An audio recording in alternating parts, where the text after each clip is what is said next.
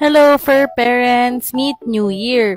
So, ito na ang kanyang spay journey and after surgery, of course, binigyan natin siya ng favorite treats niya while recovering.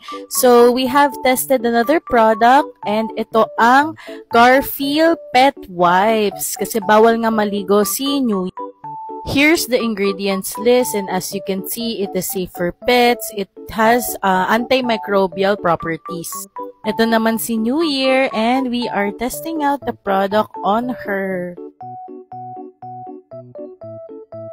Pwede rin ito for pets na bagong bakuna. Just always do a skin patch test first to check for any allergic reaction. Use up to twice a week. But remember, this is not a substitute for a proper bath, ha?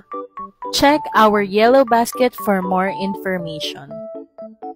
Makikita nyo dito, nakuhang-kuha yung libag at saka dumi kay New Year.